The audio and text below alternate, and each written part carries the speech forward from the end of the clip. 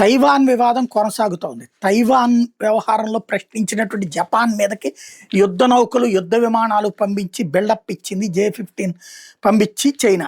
దానికి ప్రతిగా జపాన్ మరొక వైపున తన యుద్ధ నౌకల్ని మోహరించడంతో పాటుగా ఎయిర్ డిఫెన్స్ సిస్టమ్స్ని యాక్టివేట్ చేసి వార్నింగ్ ఇచ్చేటప్పటికి దాన్ని పక్కన పెట్టడానికి గాను మళ్ళీ అప్పర్ హ్యాండ్ సాధించడానికి రష్యాతో కలిసి యుద్ధ విన్యాసాలు చేసి, దీంతో జపాన్ ఓ పక్కన తన మిత్రదేశమైనట్టు అమెరికా క్లాస్ పీకేటప్పటికి అమెరికా ఇప్పుడు న్యూక్లియర్ క్యాపబుల్ బాంబర్స్ ఓవర్సీ సంయుక్త ప్రతిస్పందన కిందన విన్యాసాలు చేసుకొచ్చింది. ఇండో పసిఫిక్ సమీకరణలో ఇది భారీ మార్పులు అని చెప్పాలి.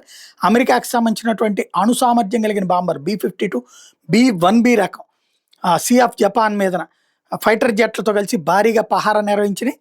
చైనా రష్యా సంయుక్త విన్యాసాలు అయిన తర్వాతన వాళ్ళు రెచ్చగొడుతున్నారని తెలిసి కౌంటర్ కాన్సెప్ట్ కిందన ఇది చేసుకొచ్చింది. ఇదే సందర్భంలో ఒక స్పష్టమైన సంకేతం, ఏ క్షణంలో ఏం జరిగినా మేమిద్దరం సిద్ధంగా ఉన్నాం రష్యా చైనా చెప్తుంటే, మేమిద్దరం సిద్ధంగా ఉన్నాం జపాన్ అమెరికా చెప్తున్నాయి ఇప్పుడు.